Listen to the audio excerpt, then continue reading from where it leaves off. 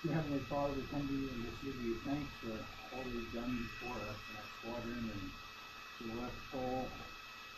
And we ask you to continue to handle all things us to keep us safe as we fly these missions, Lord, for our unity and our country.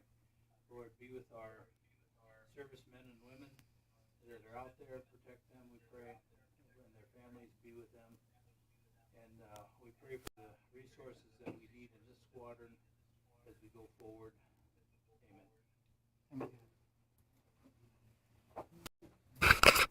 Okay, tonight is a safety night. Before we give Roger an opportunity to present, I'd like Lon to give status update on our aircraft. Sure.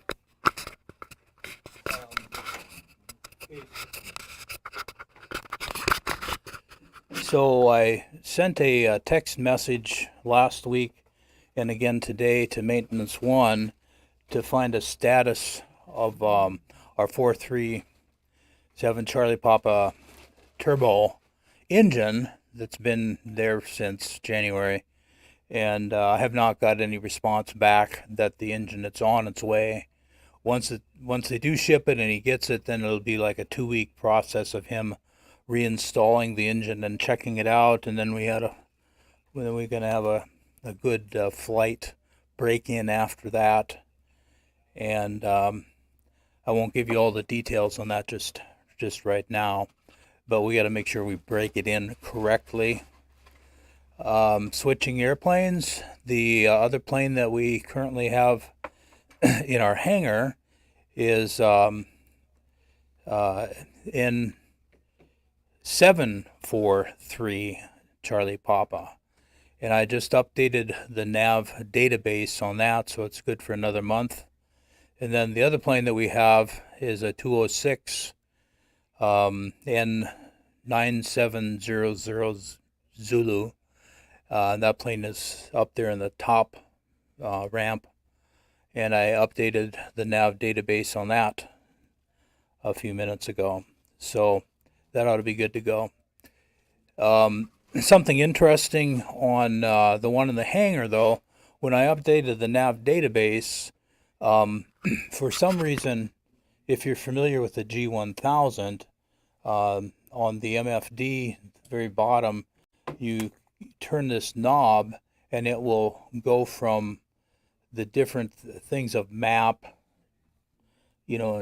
auxiliary, nearest, and all that. When I'm turning this knob, I get no menu.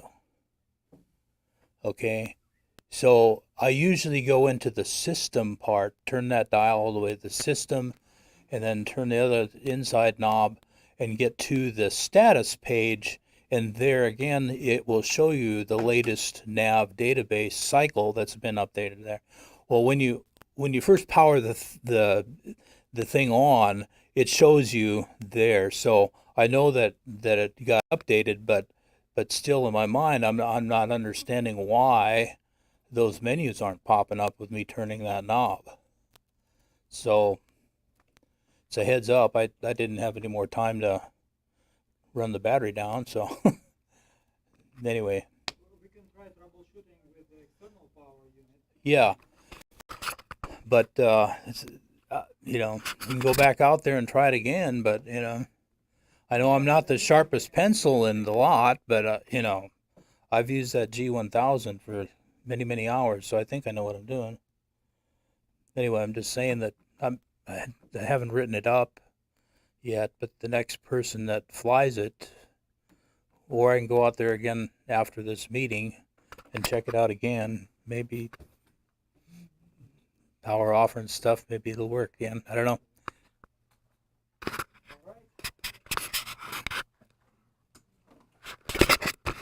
Okay, Roger.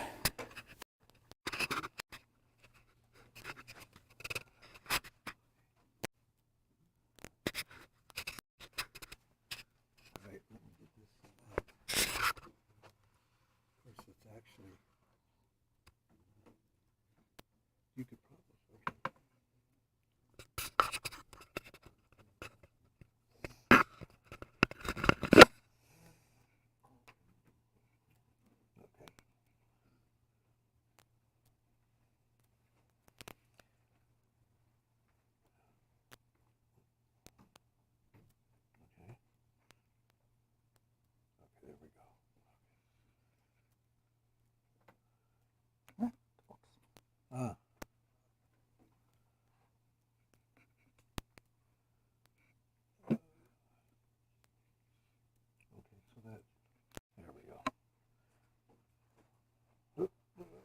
Okay.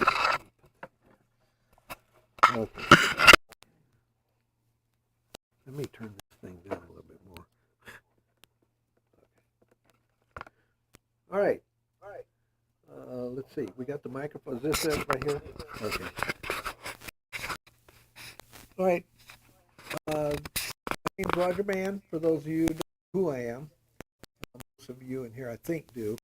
I'm the safety officer here, and my boss, who's the safety officer for I want to call it region for group. Yeah, try. Yeah, group safety officer, and so he doesn't trust me, so he sits in on all my meetings. So that's not really true, but typically what safety is and what my job is I'm directly responsible to the commander. And for those of you that don't know exactly what it is I do, other than stand up here and try to cause problems, but my job basically is to be the safety person. Yeah, I turned that down all the way down as slow as it goes, I think. Yeah. um, so I, you know, I'm not under anybody else except for the commander directly, and that's usually what is the case throughout Civil Air Patrol. Safety is very unique because that's the part of Civil Air Patrol that they take very seriously, and there's all kinds of regulations and things, and that has changed over the years since I've been safety officer. So uh, it's been kind of interesting. A lot of you that, especially any new people that might be coming in, you do have to have a safety meeting once a month. But Civil Air Patrol has set it up so that you don't have to sit in my meeting necessarily. You can do it offline too and get the same credit. Um, that has not always been so. There has been times where, depending who's the head of safety nationally wise, it can change times. They come down with policies and things. One of the things I need to make sure that you guys know what it is that is your uh, what your job is, safety, and make sure that you guys have an understanding of that. I don't necessarily teach anything. What I do is remind you guys of things that you might have forgotten about safety. It's easily done. We've all done it, especially when we get into our car. I see a lot of people who have no regard to safety driving their cars. I'm sure that all of you know exactly what I'm talking about. The whole point of safety is that everybody comes out the other end of a mission, whether it be real or an exercise or anything. They all come out on the other end being able to go home the way they showed up for the mission. And that includes even coming to our meetings here. And so tonight, what I'm going to be doing, if you haven't guessed already, is that I'm going to talk about aircraft tire safety. And most of us in here fly in the airplane. I don't always talk about flying for the newer people. It ranges safety from everything from you just sitting in your chair and being safe there, to going to air shows, going to just driving down the freeway, getting here, home safety. I talk about that around December for Christmas, and tree safety and all that stuff. And of course, because we have an airplane, our major part of safety here is about the airplane. I decided to do this with the aircraft tire safety because are a lot of things that take place that people don't think about. And I don't know about you, but I know when I first started out as a private pilot, when I first got trained, you weren't, yes, your instructor told you to inspect the tires. Now, how far did you really think about how serious that really was? unless you have an instructor that explains to you how serious it can be. Uh, for the most part, most pilots, kick the tires, light the fires, and go. Okay? In general aviation, it can be variations of everything between the person who really does a good inspection to the person that just literally kicks the tires. Um, we unfortunately don't have direct control over all the pilots. Here in Civil Air Patrol, however, we do. And of course, and we know sometimes it doesn't necessarily mean that we have direct control over the pilots here either. As Lon can tell you, when we get the air back from somebody else taking the airplane and it comes back and nothing like what it should be. So what we can do here as far as Civil Air Patrol is that we just need to follow the regulations. What I'm going to be talking about here basically is kind of a discussion, and Bob's going to help out a little bit here too. For those of you that didn't know, Bob and I both were working for the Aero Club at March Air Force Base, and Bob was the manager, and I was I was just the clerk, but everybody kept calling me the assistant manager. I think that's because Bob was trying to take all the pressure off of himself, but um, and I did the safety meetings over there too. We saw a lot of things that took place with the airplanes that we had over there over the 15 years that we worked there. And it was amazing just some of the things that tire pressure and what people did with the airplanes with tires. We saw just about everything that you could think of. Bob flew for the Navy. I flew for the Air Force. I saw a lot of things happen there. And that's what really woke me up. It wasn't until I actually started flying for the Air Force I started realizing how tire safety was a paramount thing, especially when you're on a 300,000-pound airplane sitting on these tires out there, and all the different things that can take place.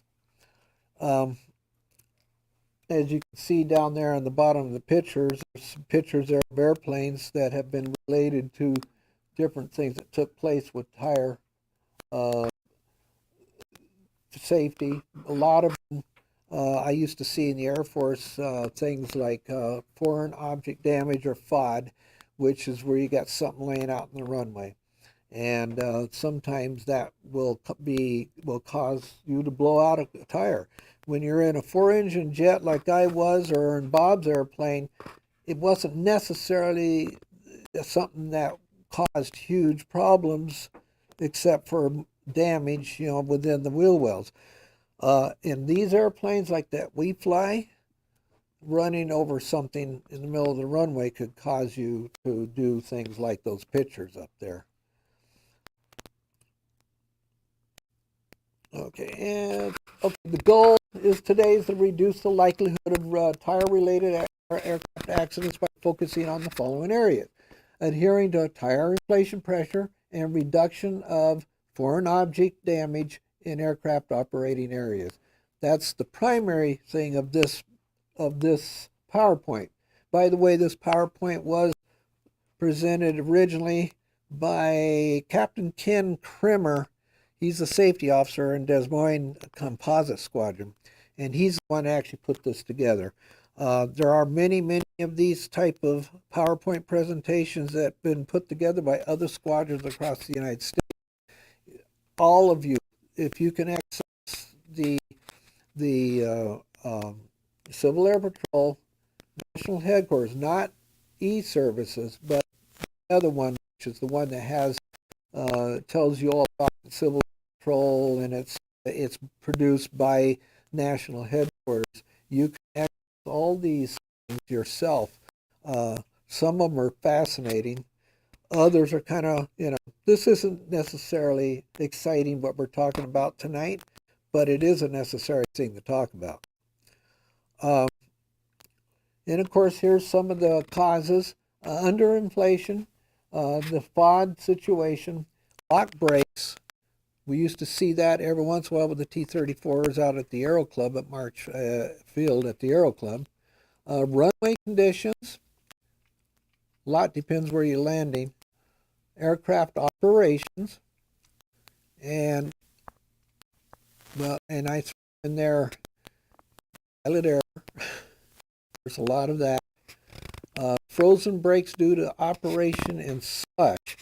Here in California, you don't necessarily see that a lot, especially if you go and fly up to, a Big Bear or someplace like that. It can happen if you fly up to Northern California, because up there we do get slush up there. And then other. Some of the things that can take place here that can cause this. How many of you here tried to land on a short runway? I know most all of us have, because it's one of the things that you're kind of, especially if you're going for your commercial and anything above that. When I was going for my commercial, I did mine up in Northern California, and we had a lot of little tiny airports that just hardly had enough runway to be able to land and maybe take off. Many of them, when we took off, we rotated literally right at the end of the runway. So if you had to slam on your brakes, then of course that's some of the things that could take place.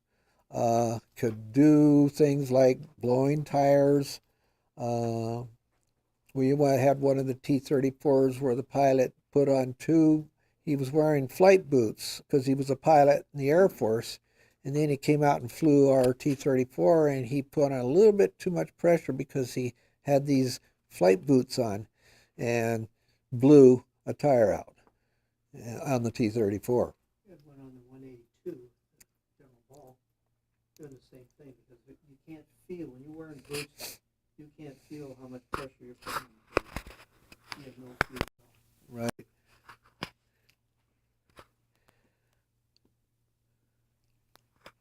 Okay.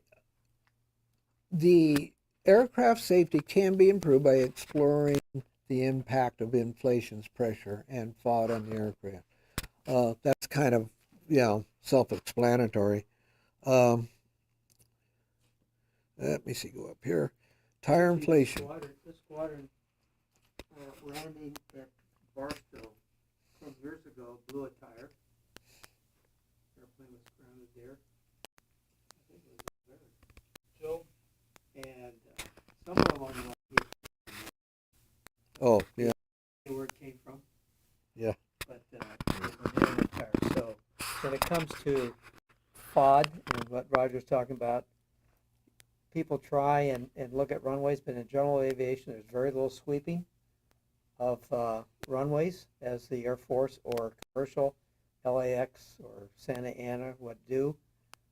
So you just have to be cautious and always be ready for the unforeseen thing of the future when you land at an individual airport that doesn't have a tower, doesn't have a maintenance to go out and sweep. Even Redlands right now is sweeping once a week. So, How did they sweep? with a sweeper.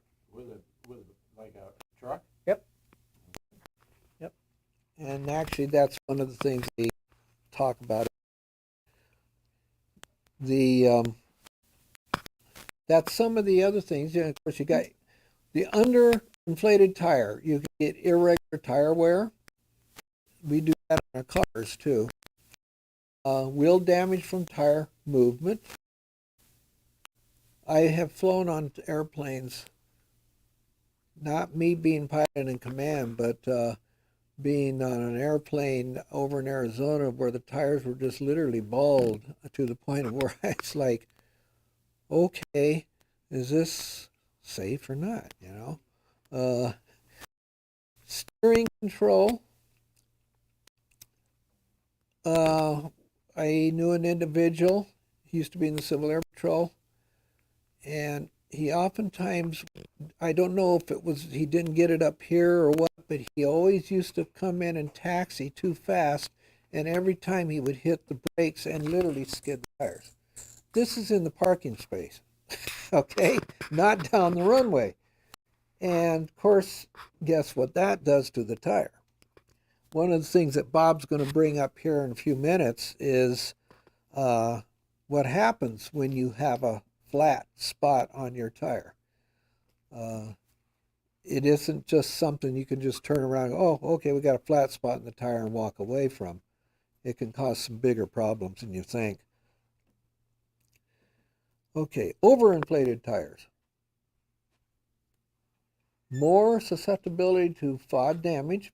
And of course that, just use your common sense. Basically, when you run over something and your tire is overinflated, it's going to cause a lot more problems than you think. It will just go right through. Stretches the rubber and it cuts more easy. Irregular wear in the tire, center, ribs, and of course you're going to have, the center part. How many of you here have seen it on your cars? Yeah, I mean, I think all of us have.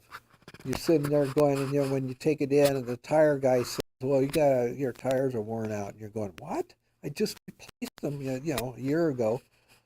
So. All right, to augment what we're doing here, what does this tire here look like? Top. That's just a cross section of a tire. Underinflated. The top one. Don't look at it. Just look at the grooves. So we got grooves in it, right?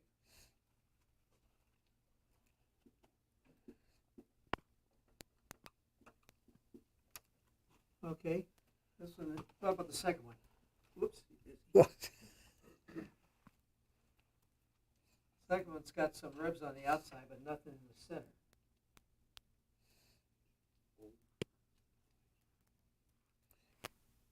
Boss knows. No grooves in the center means if there is a slippery surface, we might have a problem. Not really. Not really.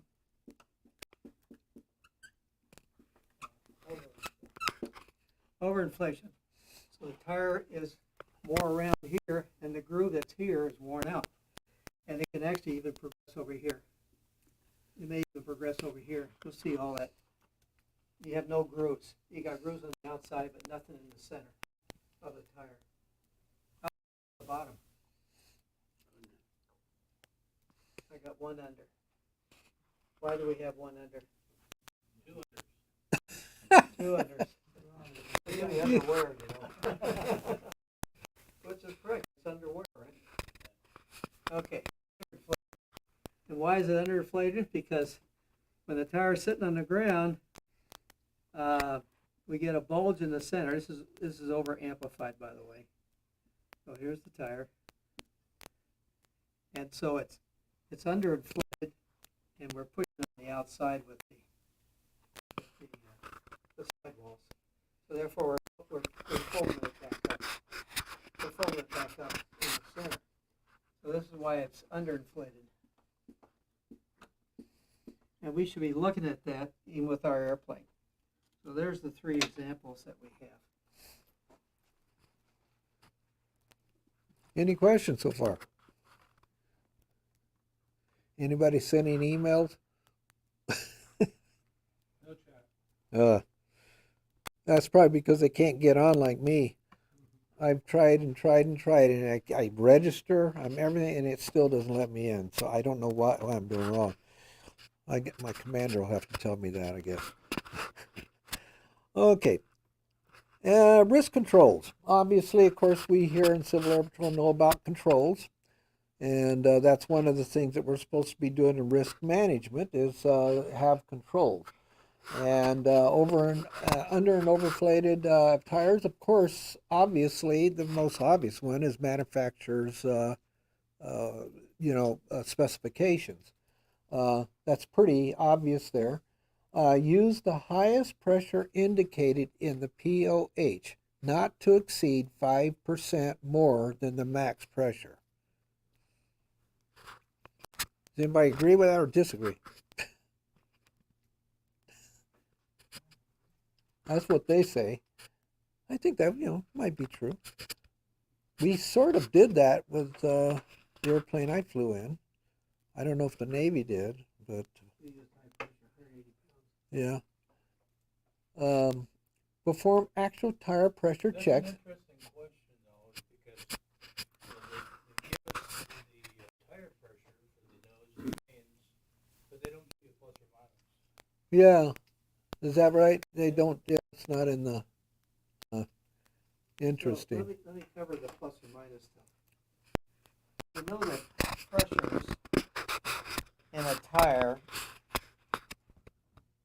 will vary to a certain percentage due to temperatures. And what you put in there. So if you have a fixed pressure, and now you're flying at altitude, which may be 3 degrees centigrade, what happens to the tire pressure? Well, if you have nitrogen in there, it stays the same Pretty close, but we don't normally use nitrogen on average. on the small planes. Yeah. Probably. So what happens is that you probably get a 5% differential because it's becoming colder. And yet when we get back down to the higher temperatures close to the surface, we get an expansion of air, which causes a higher temperature pressure. So when people devise and build a tire with all the layers in it, they're looking at basic weights, a weight of the aircraft itself, and they try and formulate then how this is going to be structured so that it doesn't become a failure on that particular airplane with the expansion and contraction that's taking place with the tire due to temperatures. And you'll find most of this that takes place is probably during the winter months. You get up to altitude, you're sitting down there around 10 degrees Fahrenheit. You're below zero at altitude. We'll say 10 to 12, and now we have the Turbo 206. We're going to get up to around 20,000, the capability of 20. When you get up there in the winter months, it may be minus 20 degrees centigrade. It all depends on how that jet stream is. And therefore, we're going to find that the temperature in the tire is going to be completely different than what it was at the surface level. So when you look at constructions, you just say the 5 plus or minus 5%. Yeah, that's pretty good. But if you look at 38 pounds of pressure, and we look at 10%, that's 3.8 pounds at 10%. So you're 1.8 pounds for the 5%. Basically, you're just rounded off 1.5 pounds more on the 5% overinflation. Not very much, really, if you can read the gauge that well. So, the POH has come up with each aircraft is different depending upon what the FAA has approved, and there's nothing constant in a POH for any manufacturer.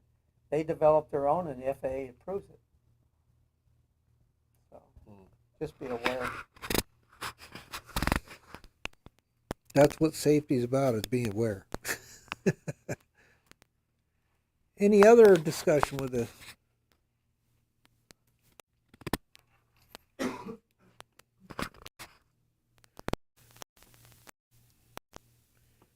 Single most important action that you can take is maintain proper inflation pressure. And of course, that's in your control. One of the things that Bob was bringing up, we were just talking about earlier today. Remember, when you go out there and measure the tire pressure with a tire gauge, what happens when you do that to the tire over a period of time? You lose pressure, yeah. Every time you push that thing in there, sometimes if you go in there wrong, you can lose a lot more. It's kind of frustrating. I've done that with my car. I've done that in an airplane before. Start to pump up and pump back up again. Yeah, and then you got to pump it back You'll up. find out if you're low pressure because it takes more power to tax.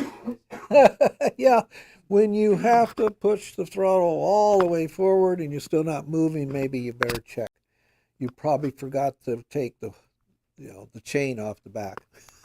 They offer, like in a car, TPS, tire pressure, where it's actually monitoring We talked about that not too long ago. I think Yeah. Terry brought it up about it's an app, and you can buy a cap or something that's got this thing in it. And instead of us continually using the tire gauge and letting out a quarter of a pound, a half a pound, or a pound of air pressure, the app will take, you put it on your telephone without taking the cap off, which is your safety issue through the valve, and you can read your tire pressure. Since the new regulations for pre-flight for Civil Air Patrol is we got to check the tire pressure for every flight.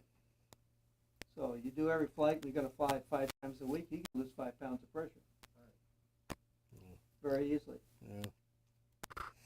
We concluded out of that conversation that trying to coordinate everybody having that app. Yeah. You know, I bought some of those things, but I put them on my trailer. You know, it works good on the trailer, but Sure. you know, trying to coordinate with everybody that's going to fly this thing, you know. Well, yeah, and that's where you go right back to not everybody does what they're supposed to do when they fly an airplane too, or anything. Yeah.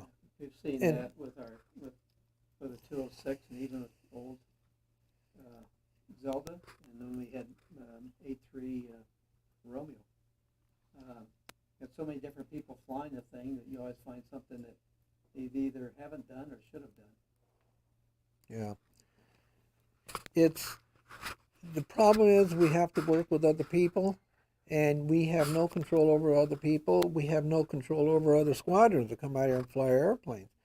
And so, so it kind of makes us have to be a little more diligent, especially when you go out and fly our airplane, when you know that somebody else has had the airplane. And it's one of those things that you have to do that. And it doesn't matter, who you knew before, you still have to check everything. It almost seems like you would have a dedicated device, or let's call it a phone, Yeah. that's not activated, that's in the aircraft that you can just visually look at it. Yeah, Instead yeah. of using your own phone. Well, the other question related to those sensors would be, do they have to be FAA approved for the use of Yeah, the that's another thing too, yeah. But it's only in a cap. You're not Yeah. changing or redesigning anything that's been certified on the airplane. All it is just a cap on the valve stem. But So what if it you're doesn't- not alternating anything that's major on the airplane, which requires 337. Okay. And the other question related to bald spots, how much of a bald spot is too much? Well, We're going to talk about some of that. I am. We'll talk about that. Depends how many flies you have. Okay, well, let's just go back. Yeah. Let's go back. You know, we had like 24 different flies, so you could have, As long as you don't you see could have it. 3 flies showing and still be a good tire. That's good. Once the flies go through, that tire's no good. B-52, I'm just saying that's how we did it. Yeah. Well, on the 141, we had it right on the side of the tire. Now, what we did is when we did the measurement, we did it inside the groove, how deep that groove was. And actually, we weren't supposed to do it this way, but we just take a nickel and put it down there. And if it went past the head, it was fine. But if the head, was down below that, then it was a bad tire. That's how we did it. Now, we weren't supposed to do it that way. We had to go back and get the actual, measure. Maybe. Let me put up another thing where Roger talks here for you guys. So this is all from Michelin. Okay? So I'm just going to use Michelin. Desert Tires makes for the Cessna aircraft what they call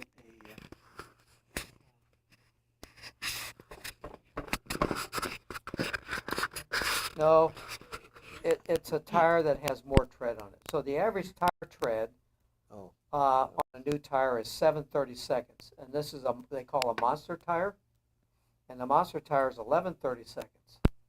That's the groove thickness, or the depth of the groove. So when it gets down to having no grooves at all, it's about time to change the tire. That's what they look at, the manufacturers. If you cut the cord, the first layer cord, that tire's no good for retread. It's gone. It's history. Because you only have 1, 2, 3, 4, and an outer layer of 5. 5 layers, depending upon what it is, and that's when they say 6 ply. And you cut down 3, what have you done to the tire? You've reduced that efficiency by over 50% because it's 6 ply and you've gone through 3 plies with a bald spot. And then what happens? Let's talk about this while we're at it, Roger. Yeah, that's what we're here. So let's see what happens with. Let me just talk while I'm doing some stuff here and up here. So we're gonna do that. Let's get rid of this stuff here.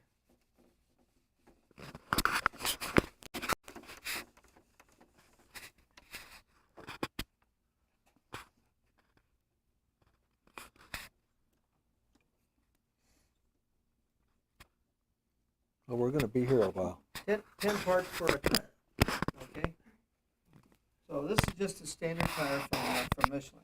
It's going to be tread. Now we're going to be the protective ply. And we're going to go under tread. I'm just going to bring it and make it quick. Then we're going to do the belt plies.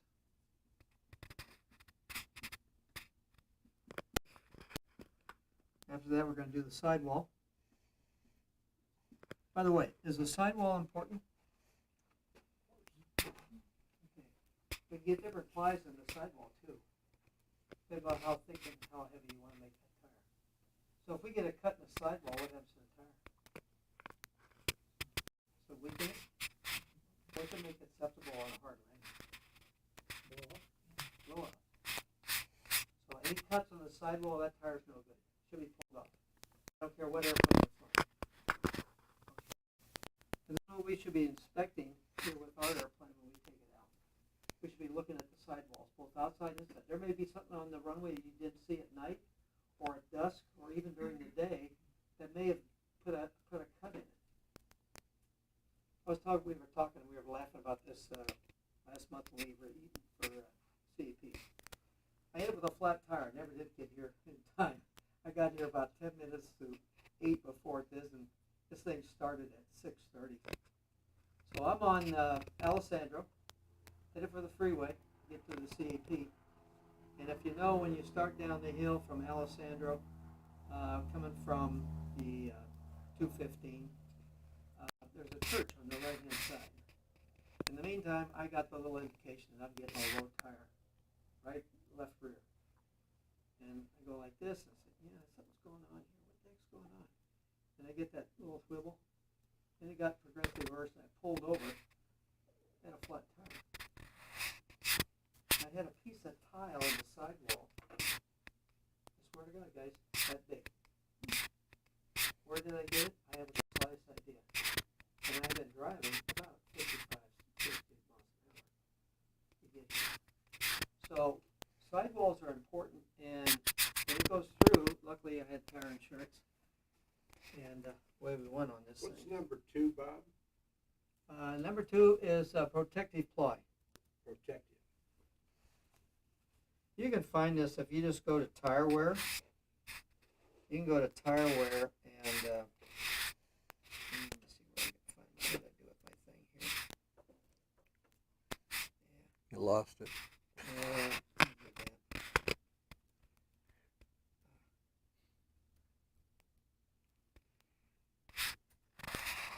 Oh, anyway, this is going to be the beads down here.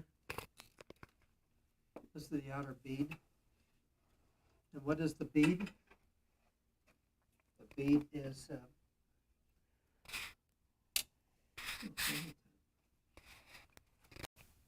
That's a battery. yeah, it must have come off the bottom. Here comes from my laser. The bead is this that goes around the rim, right? And then this is the tire up here, and back down, and this is the rim. It's on the rim. That's the bead. Anyway, but you get these various plies, and normally when you get the bald spot, you're right at this area right here, which is on the last safety spot within a tire. And when you get to the under tread here, it's time to pull it. Because you can't trust what's going to happen thereafter. You may hit a sharp rock out there, and these plies, the belts, they go, and next thing you know, you got a flat tire. The other thing we can talk about is wear. Now, when the manufacturer looks at a strut on a 180, on a Cessna, we have a bow, right? Comes off the fuselage. I'm just going to do this. It's attached in here. And the wheel may sit like this. Why is it sitting like that? Any idea? Because when we start putting it on weight in the aircraft, what happens to the tire? It flattens out, doesn't it? If we start adding weight to the tire, this comes out here to a straight tire, straight wheel. Now we got all the surface that we need for braking stuff. So there's structure designs also. I'll look up the rest. I'll put the rest up there. That's a B-52 tire right there. Yeah, it looks like it. All the plies. Yeah. Yeah. That one marked up on. The DC-10 at 545,000 pounds. I forgot what plies they had, like 20 plies. Actually, Desper redoes those too from the airline. They may retread these things 5, 6, 7 times. So they always pull them off when there's plenty of meat on it, so they can take and retread. Because retreads are save people money. I'm not sure if the Civil Air Patrol buys a new tire. I think they buy a new tire always. Do it when they can go to a monster tire from Desser and get more wear out of it, and it's a stronger tire than buying the standard. Anyway, food for thought, guys. Okay, and then the other one is foreign object debris, and of course, actually, Air Force calls it foreign object damage. Broken pieces of other aircraft, dead animals. Up in Alaska, when we used to land up in Alaska all the time, we had to watch out for that. Cracked runways, potholes, and buckles under the runway. And believe me, with Civil Air Patrol, when we go out on a mission, you could end up in a place that does not have a real nice, smooth runway like you have here. Keep that in mind, because we do go out to places sometimes on search and rescue that might take us into places like that. Bob found his thing.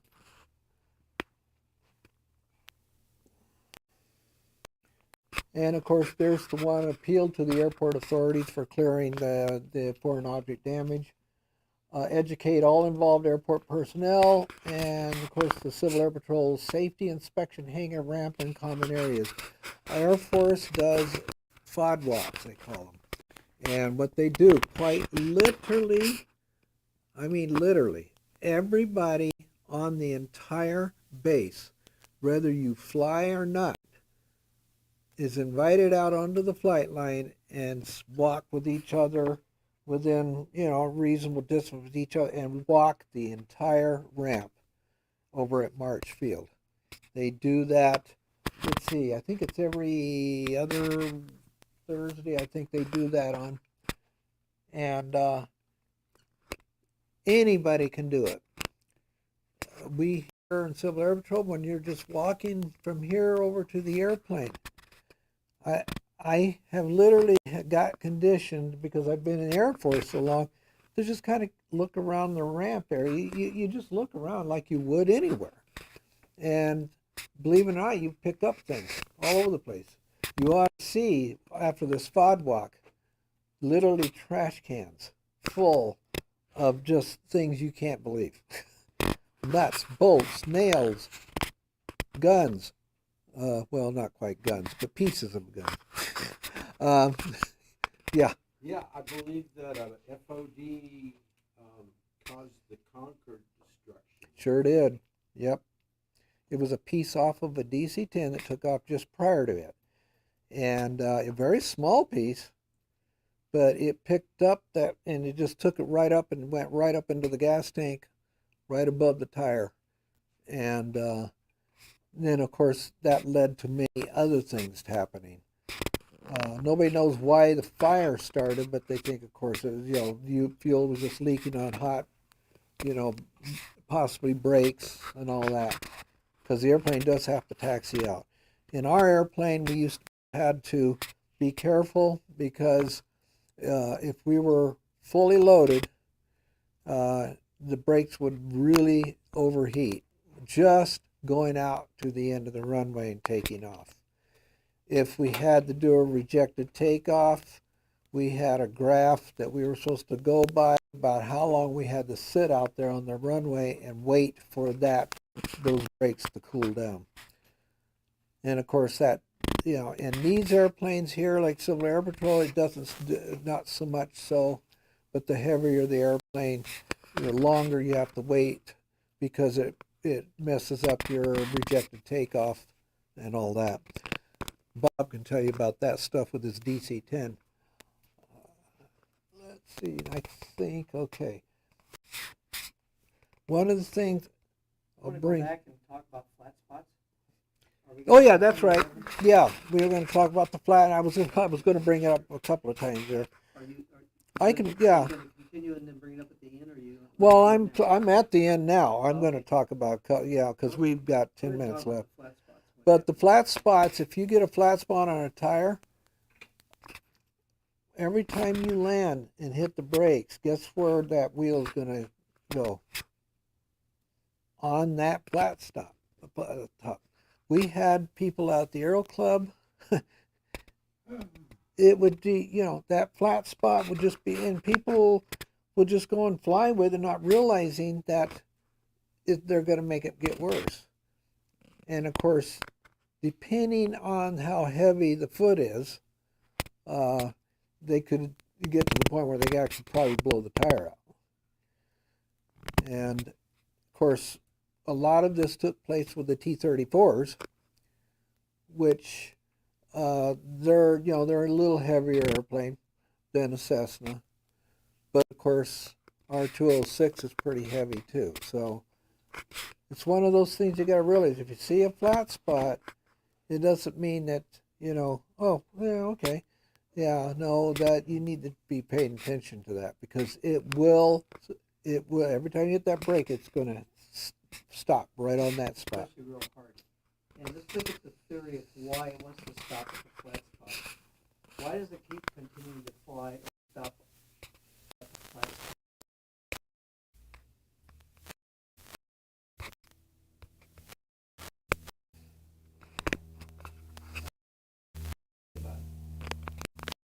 And it's not like this, and now it gets this big. And this is sitting on the ground, so what's taking place? More surface area, right? When you get more surface area, it becomes dangerous for braking. It wants to stop there all the time. Where the other one keeps wanting to roll, it doesn't have that much surface area, so therefore the brake will grab at that flat spot all the time. And it continues to wear on that spot. So really what's taking place is that the flat spot gets a higher wear indication than a normal tire that's got normal braking. Because all you're doing is just applying the disc to the brake disc, but when you get more surface area, it wants to stop there with the amount of pressure it's on. Is there a condition where the same spot would be pointed straight down on touchdown? Not necessarily. Okay. Yeah. But you may park it and you'll never see it if it's at the Yeah. bottom. That's another area. That's why you should always move the aircraft when you pull out. If you see a spot, when you're pulling out of the hangar, be sure and put it up there so you can take a look at it. And that's why we don't put fenders on wheels anymore, because you can't really check the tire. There's no way to do it. So, and how much are you losing? You may lose maybe 2 knots of airspeed by taking the fenders off. We did that to all of the T-30, all the T-40s, all the Cessnas we did. We took them off because there's no way you can check the tire. And then the Civil Air Patrol, when we first got 5.3, if I recall, it had fenders on it. 5.3 Romeo, we took those off, so there's no way you could check the tire. And then you had to take it, if you had to put air in the tire, you had to go through a book of instructions how to get the air in the thing, because most of the time you had to take the whole fender off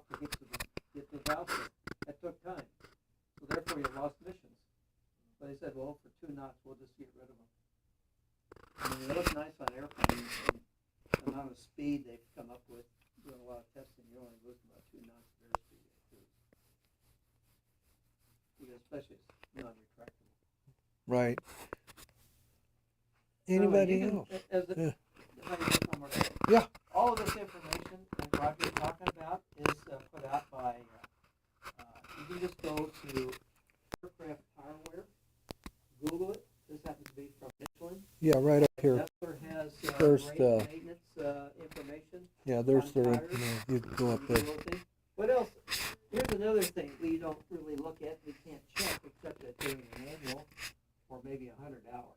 And everybody knows what the difference between an annual inspection and a 100-hour inspection is. It's really based on time. They're both almost the same inspection. One is 12 calendar months and the other is every 100 hours inspection. So you can have a 100-hour inspection and have 2 months to go for an annual, and you're better off just writing it off as an annual and fly for 12 versus taking it down in 2 months. It's the same inspection. 50-hour inspection is basically lubrication, oil, and filter change. Hinge oiling. So, I lost my train of thought. Oh. At the inspection in the tires. Thing for tire wear. If you see something that's abnormal, like cupping is you're gonna see on the outside. You're gonna see a little bit of, looks like someone's taking a little pocket knife and cut a shaves off on the end, and they're always in little diagonal lines. So you may have cupping is caused by certain things. You may have a bad bearing. You may have a real bad bearing. Maybe they didn't tighten it up properly. And there's different things. They have some newer nuts now that you can adjust by just going like 5 degrees at a time, so that you can get the right pressure on it without doing it too tight or too loose. And they have them for Bonanza, they have them for Cessna, it's another company, and they're interlocking, and you get better wear off your bearings by doing that. But I had an individual doing some greasing at the Aero Club, and he had a wrench on it, and he must be putting 100 pounds on the bearing on the bolt. And I said, what are you doing? He says, I'm setting the bolt. I said, we don't do it that way. Well, he says, you got to set the bearing. I said, no, you don't. The race is pressed into the hub. Now, you can either do it by a punch, a flat punch and a hammer, like I do in my boat trailer, or what they have is a cup that goes on and you press it out with a hydraulic press. And you reset it the same way. You put a board on it, press it down till it's level with the hub, put another cap on it, and then slowly press it straight down until it hits the bottom. And there's an angle in the bottom that's been machined down, and the bearing comes all the way down to this bottom portion, then the rest is open. And in one case, we lost a nut and a bearing, and I believe because of this one individual and the way he did the bearings on it. He said it so tight it came apart. And he's going like this, just putting the muscle into it. And he walked away to get a carter sheet, and I took about a turn out of that sucker, and I went this, and I said, I spun the wheel, because the other one go and stopped about 6 inches. And next time he went to 8 inches, and then he went to 10 inches. And that's where he stopped. I said, no, this has to spin freely. This has to spin freely, otherwise we're going to have some issues here. I loosened that sucker up, and I spun the wheel. I took my hand, and I turned the nut until it was, I could feel it tight, and I backed it off to the next notch. That's how we do it. But if you get not normal wear on a tire, it could be a bearing. So just be aware. And you won't feel it in your aircraft. You may feel a little bit of pulsing if the wheel is shaking when you put the brake on a little bit, just like the car when it gets out of round. So you may feel a little bit of pulsing. That's not guaranteed. You know, the cylinder is only about this big, and about a bigger round is a quarter. That's the brake cylinder. And then you got a little tobacco can up there with some fluid in it, about that much. That's your hydraulic system for your brakes. And it goes down. So it's, you know, people I have my theory on how to teach people, and then you have other people that have different theories on how to teach people. For me, and I think for Lon went to the same school I went to, was Northrop Institute in aeronautics. He used to have to work in the shop and how to rivet, make boxes. I don't know what happened to mine. It's gone. Still got mine. But we learned how to take and do radiuses and how we did riveting and stuff like that. And it was basically down an individual working in the shop. And it's like you're trying to take and give you, we're going to cut this down to 9/10,000ths of an inch. So you can't do that on a lathe. There's no way you get the 9/10,000ths on a lathe, even on an electronic lathe. So we're in the hundreds of an inch. We can get to 100th of an inch, but we can't get to a 100th. When you get out in pre-flight, and just like the flap track, it's all from experience and what I experienced with the Aero Club and one of the aircraft that we had where the bracket failed, and some of this tire stuff. I mean, I'm always watching my tires, and certain inner tubes now, which are about $80 a piece, are not the old type of inner tube. They'll hold nitrogen and compressed air. Although if we have a compressor, 80% of our air that we breathe has got nitrogen in it. 80% of the nitrogen.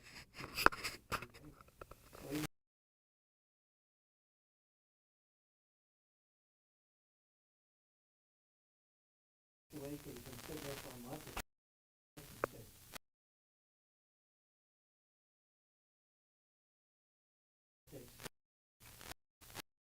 Even when you put air to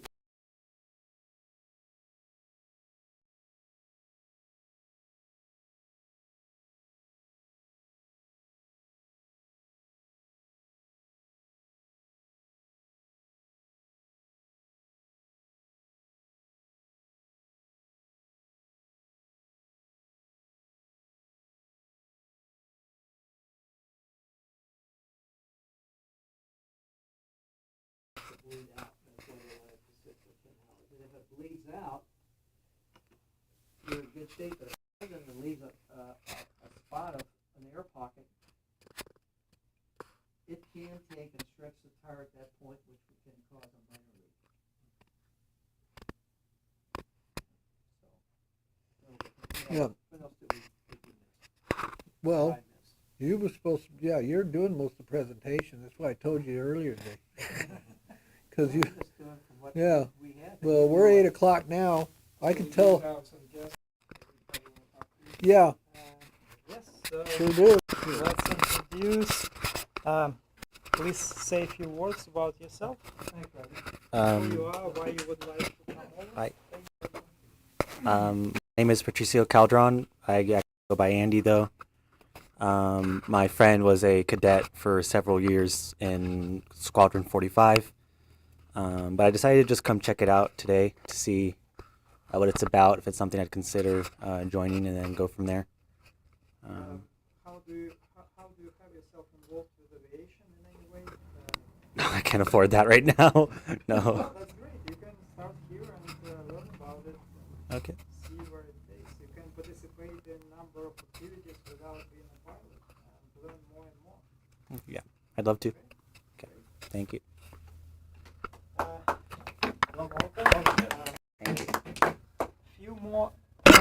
Few more housekeeping items. This weekend we have Sarex at Cable Airport. I believe the window of opportunity maybe is already closed, but you may still contact the officer who emailed about this matter and see if you can still join. Some people may drop out, so keep an eye on it. Few other items. Let me see. Take a look at my notes. There is a group event on Thursday next week on 21st. It's an active shooter training for cadets. So if anyone is interested, let me know. I will get you in touch with the organizer. That's active shooter. Yes, well, they need bodies to represent different activities, threats, or injured people, etc. So let me know if you're interested. Also, one more item for new members who would like to onboard as pilots. There is a pretty solid video I managed to get from another squadron. I posted a link for this video on our Teams channel under Form 5. You need your California Wing email, COP email, in order to access this resource. If you have trouble logging in, let me know. I'll see what I can do. I may even get a copy of that video and post it as a resource on our Teams as well. Thank you. Any questions? Comments?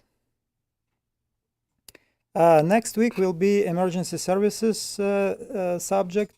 We will see, maybe Terry can take some opportunity to talk about different emergency services operations we have. So we'll see. If not, we'll figure out what we will talk about. How's Terry? Is he out of quarantine? He's busy working already, so he's in Iowa now. Iowa. So he's okay. Okay, thank you. Thank you for those online. Hopefully the quality was better this time. And please remember to log on to Teams with your official COP email. That gives you all the opportunities to access resources and post messages in chat, etc. Thank you.